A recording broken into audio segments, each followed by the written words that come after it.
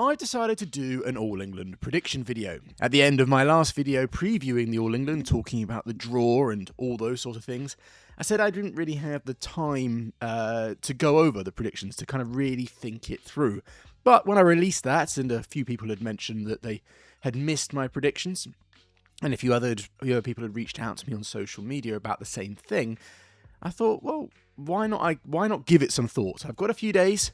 And I looked at my calendar, I thought Monday, the day before the All England comes out, the morning of, I have time to do one. So why not make a prediction video? So I looked at the draws even more carefully, and I hummed and hawed, and I have made my decisions. I must admit before I get into these that a lot of them were not easy. There are a couple of easy decisions, thankfully, but the majority of them took a lot of humming and hawing, and you could really rationally, logically argue for pretty much a number of the players, especially in the men's events. Before I get into it, the predictions I will be predicting, as I usually do, 4 players from each. The players that I think are going to make the semi-finals. I am not predicting any further than that. So 4 players or 4 pairs from each discipline. And I've also, at the end, going to give you my dark horses. And I'll run through what that means at the time. So let's crack on. Let's waste no time in getting into this. Men's singles, the top quarter, I've gone for Shi Yuqi. Now, Shi Yuqi is the top seed. He's the defending champion. But it's not that it's a guarantee he's going to get through. He's got a difficult first round against Lakshya Sen, and I wouldn't be too surprised if Lakshya could spring a surprise. Li Cha-hao of Chinese Taipei is in that top quarter final, and he reached a final last year, although I can't see him replicating the same run this year. Li Shifeng is the other seed, but he is returning from injury. And then in Germany last week, I watched his match against Minoru Koga, and it wasn't particularly good, but obviously he's refinding his feet after quite a serious injury. You've got another Chinese player, Wang Shengxing, and there's potential as he reached the final of the China Open Super 1000 last year, but he hasn't really shown that level since. So I think, all in all, I know there's been some people concerned over Shi Yuqi's injuries. He was slightly injured, I think, in Malaysia. He withdrew for India due to injury. But there's been quite a long period before these All England Championships. So I haven't heard any reports that he's still carrying an injury. So there's some doubts over him. But he is the most consistent men's singles player at the moment. And I think he's a pretty safe choice, a solid choice to pick as the player that will get through that top quarter. Now, in the next one, the bottom of the top quarter, I've called this. It's really, really interesting. Anders Antonsen is the seed to get through, but Alex Lanier is always dangerous and will be keen to repeat his semi-final run, if not better, from last year. Aside from that, you have Weng Hongyang and Lee Chuk-yu, who are both capable of phenomenal weeks. They're also capable of having not so phenomenal weeks. They're the definition of up and down players. In fact, all the players in that quarter have potential. You could have Victor Lai have another run like his World Championships last year, for example. You know, the All England over recent years, especially in men's singles, loves throwing us surprises, so maybe he could be the surprise of this year. But my decision, my pick for this, I've gone for the slight underdog, and I have gone for Alex Lanier. He looked really good at the European Team Championships. He beat Christo Popov, who just won in Germany at the French Nationals. He has been there before, so he obviously likes playing in Birmingham, and he's kind of felt that situation before. I think in the semi-finals last year, the fact that he had a chance at an All England final just got to him, so maybe the experience of last year will actually do him good this year. And whilst he hasn't played Victor Lai or Lee Chuk-yu before, he does have a positive head-to-head against Weng Hongyang. Most would probably go for Anders Antonsen because he's also, he's won major tournaments. He's been in the semi-finals of the All England before. But I just thought I'll throw a slight curveball. I do like Alex Lanier. I think every time I watch him, he's always improving. And I think he's a player that's very dangerous. And based on basically what he did last year is why I've picked him this year. Top of the bottom quarter. Now, this is another quarter-final with a Frenchman who has seen All England semis before, and that is Christo Popov, and he's going to be coming in really confident form, seeming as he's just won in Germany.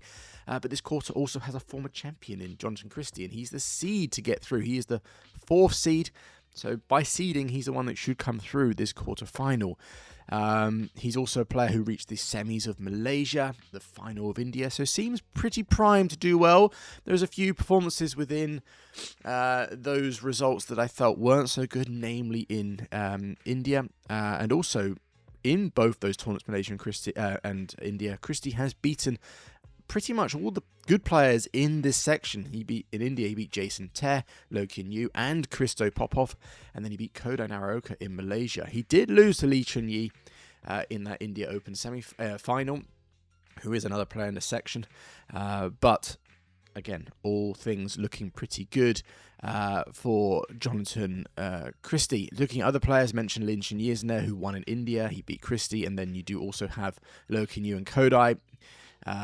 So I think Loh Kin Yew has Kodai's number. I think it's 6-0, 7-0 up. So I think I have to eliminate Kodai Naraoka from my picks for that reason. For me, Loh Kin Yew I kind of don't pick him because I just don't think he can sustain his top game that many rounds in a row. Lin Chun-Yi, though he has lost last 2 times, he has played Wang Zhu Wei. That gives me some doubt, but it's very difficult. And I think as such, whenever it's difficult, I tend to go with the seeded position. So I'm going to go with Jonathan Christie. Obviously, it was actually, I said a few players, but I think based on what I saw in Germany as well, it was a toss-up between him and Christo. But I just think Jonathan Christie's got a little more experience. He's a former champion. He's played pretty well so far this year. He's kind of flown on the radar, even though his results have been good. I know Christo won the World Tour Finals last year, and he's just won in Germany, so it's difficult. But Christie has beaten Christo this year. So it's a difficult one. The men's events, like I said right at the top of this video, are hard to predict, but I'm going to go with Jonathan Christie. And rounding out the bottom quarterfinal, I've gone for Kunlavut Vitisan. He doesn't have the best record against Cho Chen Chen. In fact, as we know, Kunlavut doesn't have a good record at the All England, actually. Never been past the second round. But with the way he played in Malaysia, I think we will see a different Kunlavut this year. Also, when it comes to Cho Chen Chen, he did lose to Nat Nguyen in Germany. But that was, like I've already mentioned a couple of times, that tournament certainly threw up a number of crazy results, and we have to kind of look at it through the lens of maybe the All England is the priority for a number of those players, or maybe the gap is just shrinking more and more between the levels and the players. But back to Kunlavut, I think he will come in fresh, injury-free, and he seems very motivated to do well. I saw an interview recently where, because of the change to the scoring system that will be in place next year's All England, definitely 3 to 15. He feels like, because it will take him a bit of time to adapt to that, this is his last real chance for a while to win the All England title, a title that he sees as one of the biggest ones that he wants. And I think the fact that he was a man of his word in Malaysia, I really like his playing style, and that he's pretty good when it comes to the big tournaments. It just makes it hard to bet against the man from Thailand, Kunlavut Vitisan. So those are my 4 choices. We've got Xiu Qi, Alex Lanier, Jonathan Christie, and Kunlavut. I know 3 of those out of the 4 are the seeds to get through it. That is a theme that you will see throughout this video, and that's for the simple reason that they're seeded high for a reason. Right, women's singles, top quarter, An Seong. I don't think I really need to say too much more. Wardani might be able to give her a close run if she's firing at 100% and An Seong is having a slightly bad day. But in all honesty, it is difficult to see anyone other than An Seong come through that part of the draw. Bottom of the top quarter, I've gone for Chen Yufei. Again, she is the seed to come through it. And I have heard some people say they aren't sure of her fitness due to her complaints of knee swelling after Indonesia and then withdrawing from this past week's German Open. But I think she'll come in strong. Plus, I really want her and An Seong to play in the semi-final. I really want a repeat of that 2023 All England final. That was absolutely sublime. She is very experienced, and I think most challenging players will come in the quarterfinals when her experience will come to the forefront even more. If she had a player like a Michelle Lee first round, maybe I'd stop to think about it a little more. But yes, I think Chen Yufei is a pretty solid pick. Top of the bottom quarter, this is where I break kind of the seeded thing. I guess not going for a player in the top 4 seeds. the top 4 seeds. The 4th seed is Akane Yamaguchi, but with her injury issues, she withdrew in her quarterfinal match in the Malaysia Open, and I haven't seen her play since. And I think she's a player who needs a bit of time to build herself back into form, especially after injury issues.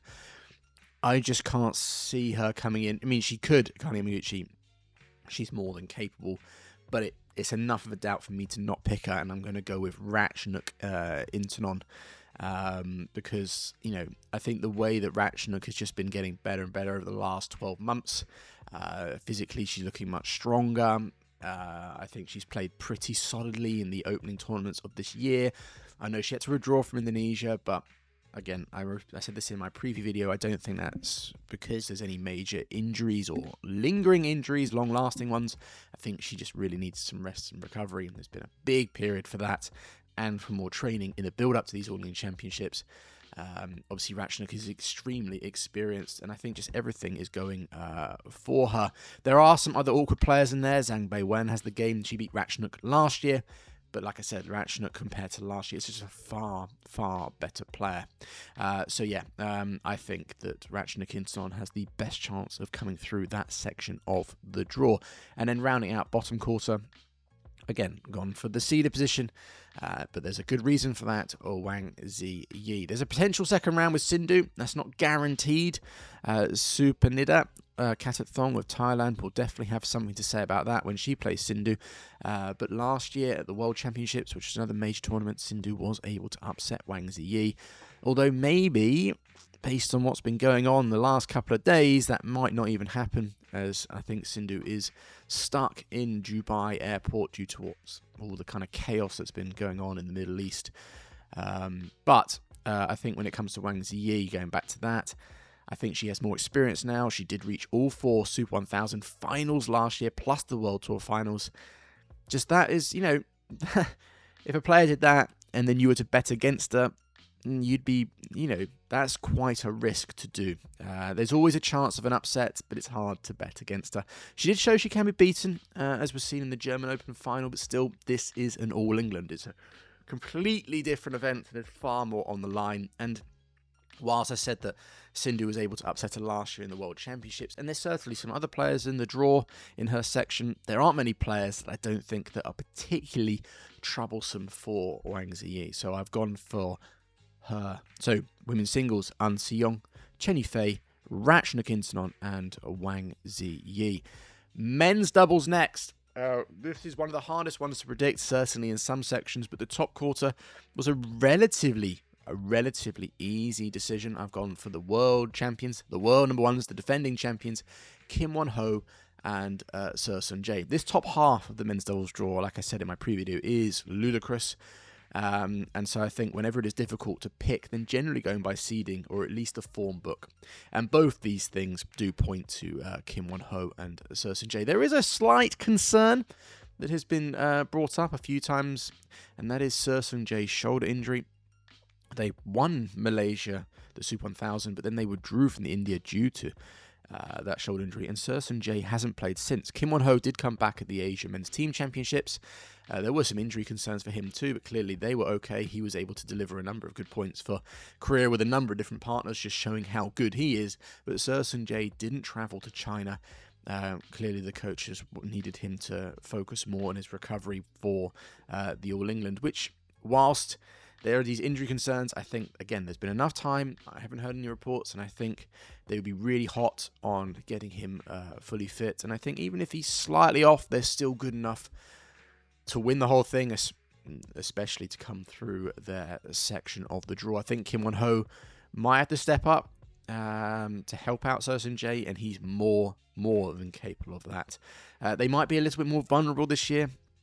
And one pair who did capitalise on that in Malaysia was Lane and Vendy, but still they couldn't win. And the Koreans, they just make themselves so difficult to beat.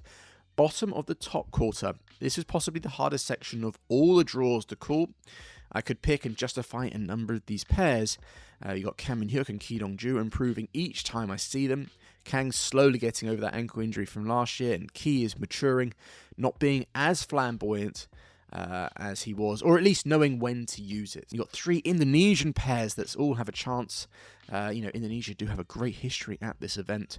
Last year, I picked one of them for one of those reasons, and that was Maulana and Karnando. And whilst they did win the Thailand Masters recently, my confidence in them this year isn't as high. You got Raymond Indra and Nicholas Yauquin are very good and could surprise everyone, but their lack of experience might prove costly. We saw that at the first Malaysia Open, Subversi 1000 of the year, where they lost to their compatriots Gautama and Isfahani. Alfian and Fikri in there, and they're probably Indonesia's best chances. As a pair, they've won a Super 1000 and separately have won this All England title 3 times, Alfian twice and Fikri once. But they have played their junior compatriots that I just mentioned twice and have lost twice at the Australia Open and the Indonesia Masters. And then you have the seeded pair for this section. I haven't even talked about them, Wang Chang and Liang Wei Kang. They got to the final, the World Tour finals at the end of last year. They won the India Open this year.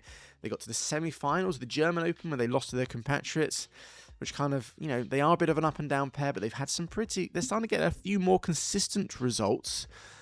So they're always going to be a dangerous pair. Yeah, like I said, this section is insanely difficult. But I'm going to go with Alfian and Fikri. They have the experience. They have won the All England before. They've been pretty consistent throughout their partnership. But honestly, anyone could come through this section. We could see a shock pair come through here too. So like I said, yeah. But I've gone for Alfian and Fikri. Top of the bottom quarter. As expected, this is another difficult prediction. You've got Go and Nur in there, but they can be up and down. But they were brilliant at the Indonesia Masters. I know not all the top pairs were present at that tournament, but the way they played, they came through it. They showed their class. Also, the one other thing, though, that does go against them when it comes to All England is they've never made it past the second round at the All England. But again, I picked Kuno Vitasan when he hasn't done the same, so can't completely rule them out. You got Mohamed Rian Ardianto and Ramat Hidiat. They can't be overlooked. They're a relatively new pair, but they've beaten Ranki Reddy and Shetty and haven't faced Chen Boyang and Liu Yi or Go and Nur, which always adds an element of surprise. And let's not forget, Ardianto is also a 2-time former champion. Talking of Chen Boyang and Liu Yi, they reached the World Championship final last year, the Malaysian Open final last year, the Asia Championship final last year, so they could have a week like that. And also, they just won this past week's German Open, and aside from the first game and a half of the final, they looked in complete control. Potential dark horse for sure for this half/tournament. Ranki Reddy and Shetty are the highest seeded pair, and we all know what they are capable of. And even though they lost early on home soil, it was a great match against a pair who are having a great week in Yamashita and Midorikawa. They also have a 7-2 head-to-head against the other seed, Go and Nur, although only in the last out of those 9 meetings, only 2 of them in the last year or two, and that was split 1-1. So maybe that's the kind of part of the head-to-head that we should look at a little more closely. So those are kind of 4 main pairs, and I think, like I said, when it comes down to it, when it's really, really tight, generally speaking, I'll go for the highest seeded position. I think due to their experience together, they are the highest seed. They have no negative head-to-heads against the other pairs. They do have some psychological questions against them, but I would say all the other pairs are in the same boat. So I have gone for Ranki Reddy and Shetty. I think also they're going to have quite a lot of support inside the Utilita Arena. Whenever it comes to All England, the Indians do get quite a lot of support, and that might just help them. There's a lot of support for a lot of the countries, but India definitely seems to get quite a lot of support when it comes to this event. And rounding out the men's doubles, it should be, based if you looked at the draw, the bottom half is a lot weaker when compared to the top half, or it's just not quite as densely packed. As we know, Malaysia have 6 pairs in there, and as a result, it really should be a selection as the second seeds, which are Aaron Cha and Sobu Yik. They are the top Malaysian pair, obviously. And also, I'd say the other pairs in that section aren't your hard hitters. But, a big but for Aaron Cha and Sobu Yik, the last 2 tournaments they've played, they've had surprise losses. In Indonesia Masters, they lost to Lungor and Vestergaard. And in the German Open just last week, they lost to Julia Mayo and William Villegat of France, who had an absolutely brilliant week. Let's not forget, they got to the final and had a really good match against the Chinese pair there. So whilst they surprise losses, I guess they did come up against two pairs, and I think even Lungo and Vestergaard at the Indonesian Masters reached the semi-finals. So they did come against pairs that were hitting a real run of form that particular week. And also in Indonesia, let's not forget it was the third tournament in a row, but that German Open result, that will give them a bit of a knock of a confidence going into this All England. But let's not forget the All England is a real step up. It is a big event. And I think a pair with the experience of Aaron Chan-Soo-Yik, they can still pull it out. Also, and the reason why I have actually picked Aaron Chan-Soo-Yik is that whenever I overlook this pair, they just pull it out. Although maybe I've just jinxed that. Sorry, Malaysian fans. I know that you guys know that I seem to jinx Malaysian pairs. I think when it came to the Olympics 2 years ago, I didn't pick many of them and they did really well. And then I think at one event I did actually pick them and they didn't do as well. So maybe I've just jinxed them. But honestly, whilst they have had poor results recently, I still think at the big events they can still put out the performance needed. And the draw is pretty good for them. Maybe I wouldn't have picked them had they had a couple of other real danger pairs floating in their section. But moving on. So men's doubles. Kim Won-ho, Seo Sun-jae, Alfian and Fikri, Ranki Reddy and Shetty, and Aaron Chan-Soo-Yik. Women's doubles. Top seeds in the top quarter, Liu Shengshu and Tan Ning. They're the top seeds, world number ones, won the first two big events in Malaysia and India this year. The only banana skin is Rui Hirakami, and Sayaka Hobara, who have beaten this Chinese before in the Hong Kong Open last year in the second round. But then in Malaysia this year, the Chinese did win in straight games. So I think other than that, that was the only real pair I could see in that section that kind of possibly threw a little bit of doubt for the Chinese. And just, this year, let's just base it on this year so far, they've really found their mojo. And so I think personally quite an easy pick. Bottom of the top quarter, I've gone for Zhang Shushan and Jia Yifan. This is an interesting quarter for me. You would think it was the Chinese third seeds. They are, like I said, the third seeds. They've won big titles before, and on the day, one of the best pairs in the world. But since returning as a pair at the end of 2025, they have struggled. And then at the Malaysia Open, Jia Yifan hurt her leg. They did play the Asian Women's Team Championships and did okay, although they did lose to a Korean scratch pairing.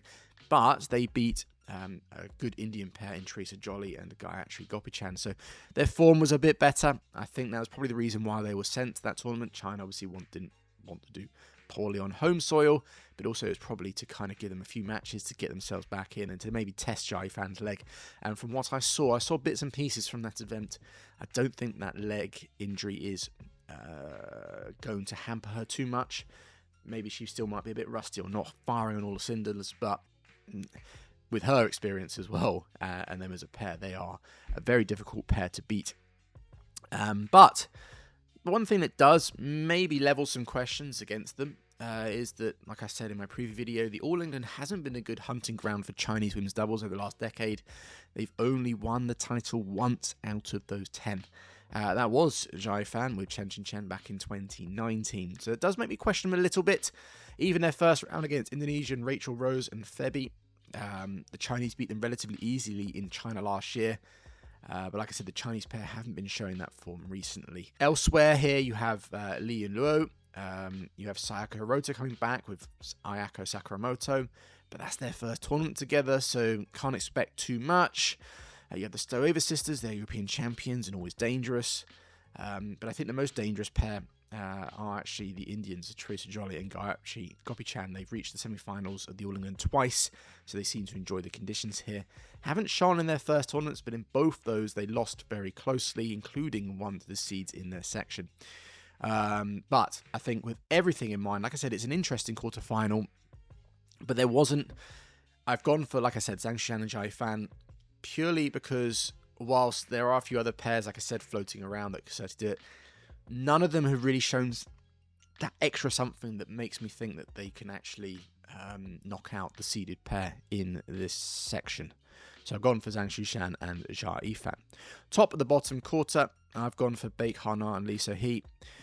They are the seeded pair to come through, and I think really in this section there are only two pairs I said this in my preview video. I think it will come down to Fukushima and Matsumoto and Lee So-hee and Beckman, two pairs that have been having a pretty good start, had a very good start actually to 2026, and actually pretty good end to 2025 as well. And seemingly as Beck and Lee have won 4 of their 5 meetings, with 4 of those wins being the last ones, including 2 recent big tournaments, the World Tour Finals and the Malaysia Open. I think I will have to go for the Koreans. And rounding out the bottom quarter, I personally think, I know you could say this for a number of, when it comes to predictions, but this could hugely hinge on that insane opening round between Arisa Igarashi and Chihara Shida and Pearly Tan and Tina Murutharan. And that's because the other seed in this section, the pair that I think could come through, Rin Iwanaga and Kei Nakanishi, whilst they've won all 3 of their previous matches against their compatriots, Shida and Igarashi, against the Malaysians, they really struggle. They're 8-2 down, with the last 4 going to Malaysians and all in straight games. So I think whoever comes through that first round match at the bottom of the draw could be a deciding factor as to who wins, who comes through. If the Malaysians do, I think the Malaysians will. If it's the Japanese, then I think the other Japanese. Although, you could also say Shida and Igarashi could really take confidence from that win and go all the way. Let's not forget, although they haven't beaten Iwanaga and Nakanishi, their last match did end 26-24 in the deciding game. But I have actually gone for Rin Iwanaga and Kei Nakanishi. It is close, and I think as I went for the Malaysian men's doubles pair in this section of the draw, I've gone for I've gone against them in this one. More so for the jinx accusations later if this goes wrong. So if the Malaysians go through, they can say, well, Ben didn't pick us again, and they did well. If that happens, if Aaron Trans-Soviec lose and Pearly Tan and Tina Murutharan come through, then I think I can actually agree that maybe I am a jinx for the Malaysian players, and I probably won't ever pick them again for that reason, just to kind of respect my Malaysian fans. But jokes aside, that is my predictions for the women's doubles. 2 Chinese pairs in the top, Lu and Tan, Zhang and Xia, and then the bottom, Korean and Japan, Beckman, Lee So-hee, and Rin Iwanaga and Kei Nakanishi. I guess another reason for picking a Japanese pair is over the last 10 years, I said China have only won once. I think all other editions, as far as I can remember, I think there was one that was won by Christina Pedersen and Camilla Riol. I think that was in 2016 or 17. All other ones have been won by Korean and Japanese pairs. Right, rounding out the final discipline, the mixed doubles. Top quarter, I've gone for Feng Yanze and Wang Dongping. I am even more intrigued for their first round against Terry He and Gloria Wijaya, have shown, because they've shown great form. Really good form actually in their first tournament of 2026. Is it their first tournament? One of their first few events together, because they beat Matthias Christiansen and Alexandra Boe in Germany. They reached the semi-finals. I think Gloria is so good at boosting her partners. She's seen it. She's done it so many times. She's won tournaments in the mixed doubles level with 6 different partners throughout her career. But still, looking at all the other pairs, the Chinese have good records against them. I think Feng is really maturing and is, he's got to the final here, so is Wang Dongping. So it's really hard to look past these two. They are the world number ones for a reason. And I think barring an absolute, shock, I think it'd be really surprising to not see them make the semi-finals.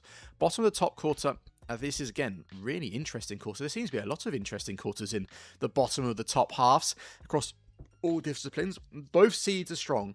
Chen Tengji and Toei were getting criticism at the start of the year, but they fired back at Indonesia Masters, where they had to come through some tricky matches, and they beat, who is it? I can't remember which Chinese pair they beat. They beat one of them, and especially, the way they played in the final against potential opposition of this quarterfinal, Matthias Christiansen and Alexandra Boe.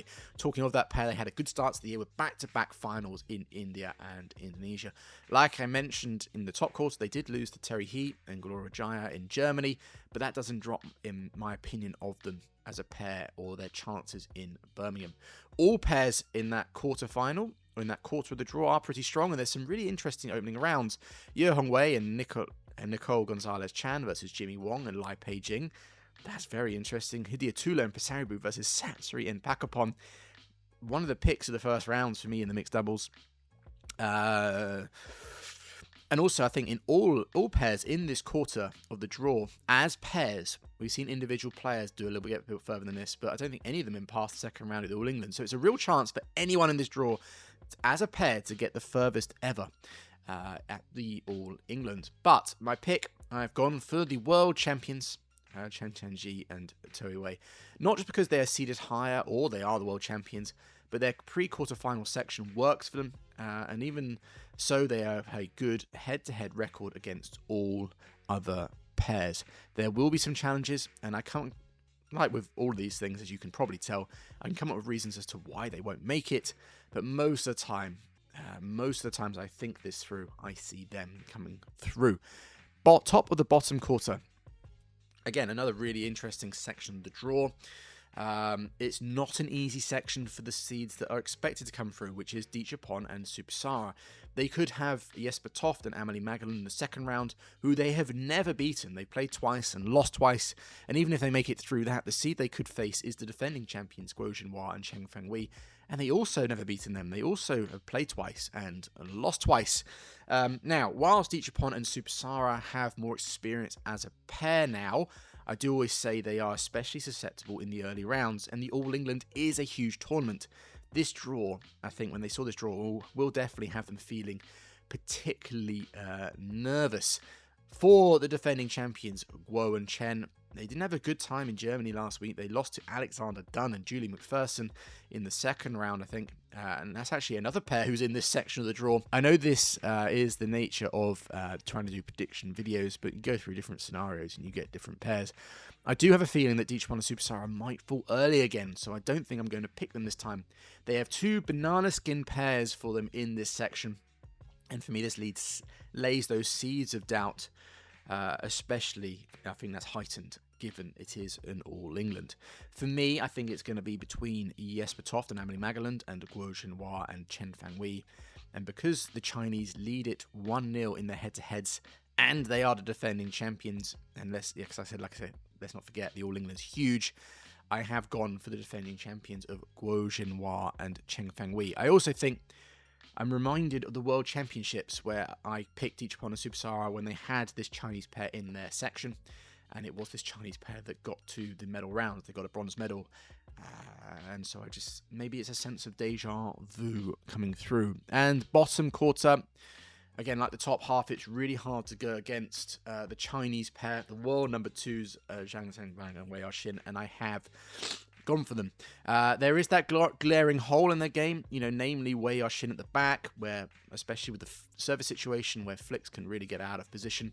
But watching them since the World Final last year, where it was really highlighted, they certainly got better at closing it down. Plus, I don't think, other than Tom Druckel and Delphine Delroux, there are many pairs that can truly capitalise on it. But having said that, when it comes to the French pair, they haven't beaten the Chinese pair yet. It is 2-0 in head-to-head. So I think with all that in mind, again, it's difficult to really look past the Chinese pair of Zhang Zhengbang and Wei Yaxin. Also, Wei Yaxin reached the final last year, and I think she was the kind of calming, mature factor when she partnered Feng Yanze last year, and I think she can do the same this year. So, those are my picks for the mixed doubles. You've got Feng and Wang, Chen and To, Guo and Chen, and Zhang and Wei. So it's quite China heavy, but that is mixed doubles, isn't it? So those are all my predictions when it comes to my main picks. I think it's time to look at some dark horses. Just two very quick rules, one from each event. And I think they must be unseeded. If they're seeded, I don't think they can really be deemed dark horses. So as always with my dark horse picks, in these individual events, I've gone for unseeded players. So let's quickly go through these. Men's singles, I've gone for Lin Chunyi. I think when it comes to men's events, men's singles and men's doubles, you could close your eyes, hover your finger over a list of unseeded players, open your eyes, and there's a pretty good chance you're going to pick someone that could win or do very well at the tournament. But Lin Chunyi was my pick. He seems to be playing well recently in individual events that come to mind. He was pretty poor at the Asia Men's Team Tournament, losing all 3 of his matches. but he won the India Open and he reached the semi-final of Germany last week, losing a close one to Christo Popov, the player who won the whole thing. Now, he has got Wang Zuwei in the first round, who he has a negative head-to-head against, losing last year at the Korean Open straight games, but I'm still going to go with him. Like I said, you could pick a number of players from the men's singles dark horse, but I've decided to go with Lin Chunyi. Women's singles, Michelle Lee is quite tricky to pick, but Michelle is someone who is always dangerous. She has a very tough first round against Gao Fangji, who is, in all honesty, another player that I did seriously consider as a dark horse pick. But both these players have a good record against Pompoi Chochuong, who is the seed in their section, and Michelle has the strongest head-to-head against her. Michelle would likely come up against Chen Yufei, who she doesn't have a good time against, but really most picks will hit a wall either in the quarterfinals or earlier. Most dark horse picks will do that. And I think with Michelle Lee, she's been a bit unfortunate in recent big tournaments. I think she's played An Se-young a couple of times and actually came really close to beating her. So I think Michelle Lee is just one of those players. She has a lot of experience, very skillful player, and if she comes in playing well, she's going to be tricky for any of the top seeds. That's the reason why I picked her. Men's doubles. This was probably the hardest one. Like I said, in the men's events, you could really close your eyes, pick her, and just randomly pick it, and you're probably going to get a pretty good choice. But I've actually gone against my rules on this one. I've picked one from each half, and even then I could question against this. So in the top half, I've gone for Kam Min-hyuk and Ki Dong-ju. These two are starting to find their feet more and more. Yes, they lost to the young Indonesian pair of Indra and Yao Quinn, who they will face in the first round in Korea. But I think this pair, compared to when they played at that Korean Open, is completely different. Kam Min-hyuk was still kind of coming back from that ankle injury. And Ki Dong-ju at the time, I don't think was in a real position to kind of hold that partnership together. He is certainly maturing, like I said earlier. And I think they're going to be much stronger. And I think the Indonesians being in their first All England could be a factor. But again, like all these things, I'm sure there'll be plenty of people who disagree with me. I could even disagree with myself if I was to do this video tomorrow. But again, I'm going to stick with the picks that I have come up with. They've never played, this is Kang Ki still, never played against Alfin and Fikri. And whilst I'd have the Indonesians as the favourites, I just really like the way that these Koreans play. And I think they are, like I said a few times, building towards something. I think also where they are positioned, they're avoiding Kim Won-ho and Seo Sun-jae until the semis did go into my thought process. As let's just take another pair, like similar, Hoki and Kobayashi. They're in the top part with Kim and Seo, so which kind of did rule it out for me.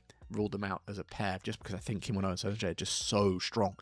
And like I said, I did pick two pairs, which is against the rules, because I just, after watching them in Germany, and I'd already kind of had them as a pair before Germany even started, as a pair that could potentially be a dark horse, because the bottom half is a little weaker. There's opportunities more. I think Chen Boyang and Liu Yi. It is more open in that bottom half. The way these two played in Germany, I think I have to also pick them against the rules, but F it. They've made big finals before. Like I said, Malaysia, Asian Championships and Worlds all last year. They're in good current form, and they have beaten the seeds in their section. They beat Rankiranee and Shetty in the World Championship semi-final. They beat Go-No in the Asia Championship quarter. And whilst their win against... they have beaten Aaron Chan-Siek, although that was 2 years ago. It must be said their head-to-head is negative, aside from against the Indians, where it's 1-1. But still, they will come into the All England not too tired from Germany, but riding high on confidence, which is why I went against my rules and picked two dark horses for men's doubles. Women's doubles, I think, is a pretty obvious choice. Well, not obvious. You could argue for someone else, but I've gone for Arisa Igarashi and Chihara Yoshida. I think it was between them and Teresa Joly and Gayatri Gopichand, just because, Gopichand and Joly are very good against the top pairs, and they've had some good success at the All England before. But I went with Igarashi and Shida because they have beaten Pearly Tan and Tina Ruthven in their one meeting last year, although this one will obviously be under completely different conditions. But given the fact that Shida and Igarashi have won the All England before, and they have beaten Pearly and Tina before, and then could face their compatriots, where I do think they have a good chance. The last meeting they had was incredibly close, could have gone either way. They just have a really good chance to make it far. There are question marks over how these two are linking up and how they play together. That will have to be seen. We'll have to wait and see on that. But for me a pretty relatively easy choice, especially when you compare it to other events. And rounding out mixed doubles, I've gone for Jesper Toft and Amelie Magelund. They have a positive head-to-head against Dietrich and Supasara, and against the pair they played in the opening round, Alexander Dunn and Julian McPherson. They came close against Guo and Chen in their one meeting. They've shown they can deliver great results too. So I think with that and where they are placed in the draw, they have a good chance at making the weekend. The only question mark is the All England is such a huge tournament. There's so much pressure. So can they deliver under that pressure? That is a key question. But this pair are ever dangerous. And I think they are a pretty solid pick when it comes to a dark horse selection. So there you have it. Those are my predictions for the All England. As you can tell, as it's taken me 40 minutes to go through all of my predictions and the reasons behind them, they weren't easy picks. If I was to kind of think about it again tomorrow, maybe some of them would change. So it's been very, very difficult. But as always, predictions are fun. It's something that people like to get their teeth sunk into. And talking of which, I'd love to hear your predictions for this event. Do you agree with mine? Do you disagree? Why do you pick certain other players, etc., etc.? It can be as simple as, well, I just really like that pair. I've sometimes done predictions on that, so that's perfectly fine. So get in the comment section, let me know your own predictions, let me know what you think of mine, and we'll be here this time. I'll be recording this time next week, where a big part of it will be actually going through these predictions and seeing how I did. So yeah, until that video, guys, enjoy the All England. I can't wait to watch it. I'm really, really excited. There's been a bit of a gap between the last tournaments. I know we had the German Open, but the All England is just that super special, super exciting, the most prestigious tournament we have in badminton, and so it's always exciting. And the fact that there is not many tournaments in the build-up just adds to that. So yeah, all the action unfolds tomorrow. So yeah, I will see you next week when I will do a breakdown on the All England Championships. Until then, I'll see you soon.